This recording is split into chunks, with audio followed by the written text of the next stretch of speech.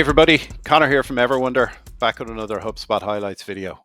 Today we're going to look at HubSpot's new sales workspace, formerly the prospecting workspace, which helps you work smarter, close deals faster, and ultimately focus on what really matters in sales, building relationships.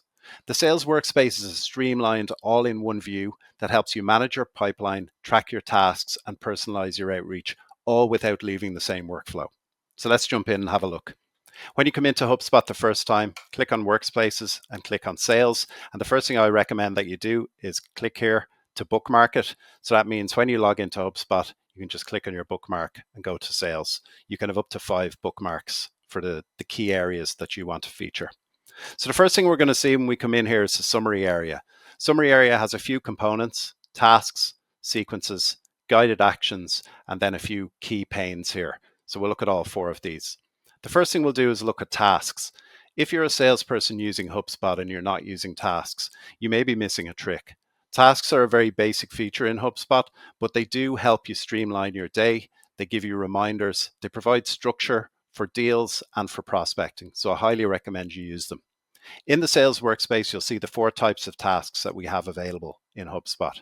To-dos are more general tasks that you can customize. Call tasks connect with HubSpot native calling. Emails connect with your email. And finally, LinkedIn, if you have Sales Navigator connected to the account, you can have LinkedIn tasks for adding connections and sending messages. If you click on your task list, you can then action those tasks directly from within this workspace without leaving, without exiting. It's just a real time saver and really effective. So let's have a look at our call tasks. If we click in here, we can see we have 3 call tasks available. So let's say we want to action one.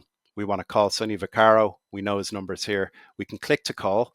We can let that call go, and then we can log the outcome all directly in here. Once we're finished with the task, we've logged the outcome. Maybe we've used a playbook on the call.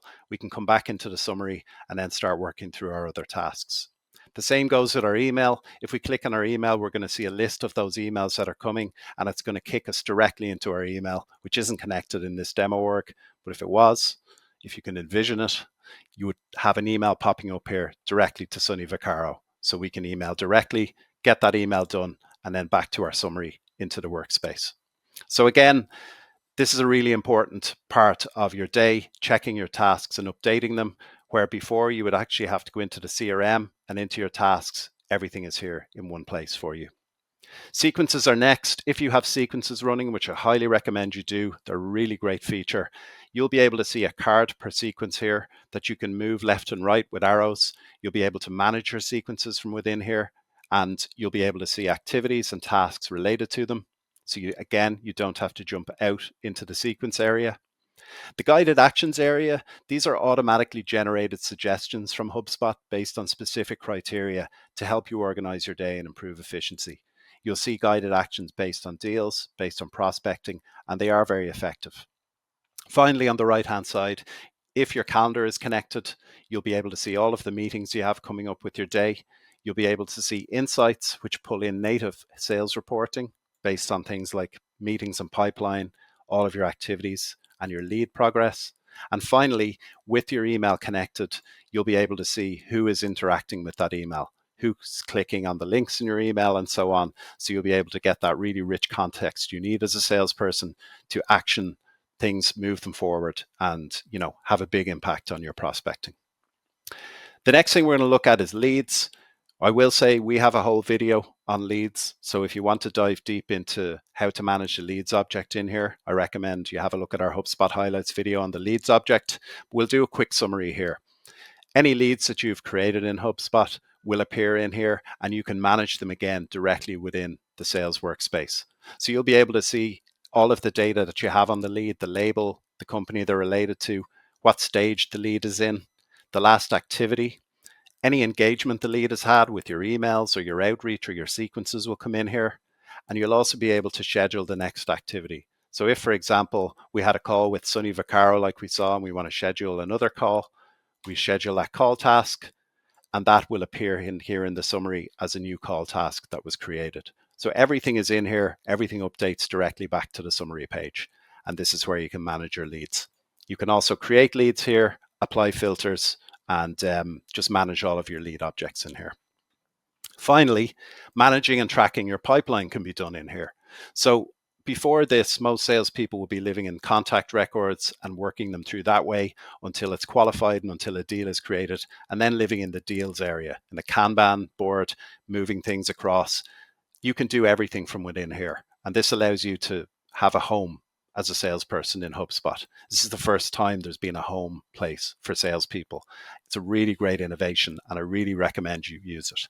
In the deals area, you'll see a predictive deal score, which is a new innovation from HubSpot, which shows based on progression and engagement with a deal. So in this case, it's got a high probability to close. It's been less than 1 day in the current stage. In this case, it's been in the current stage for quite a while, so the progression is lower and the score is lower. But this allows you to prioritize which deals have the most likelihood to close, so you can work on them as a priority. If you work your way through here, you can see what's the next activity related to that. If you want to schedule tasks, you can see what stage the deal is in, the amount. And again, this just allows you to, manage your deals, close them faster, and do it all in one space. So if we come back to the summary area, just to wrap, the sales workspace is a new innovation. It was a prospecting workspace. It's much improved now. There's a lot more you can do with it. I recommend, as a salesperson with a sales seat, if you're using the legacy, working through the contact record, then working through the deal record, try the workspace out. See if it helps you improve your efficiency and your productivity. See if you can close deals faster using it. And as a manager working with a sales team, I highly recommend you look into this because it's going to improve everything massively. Thanks so much.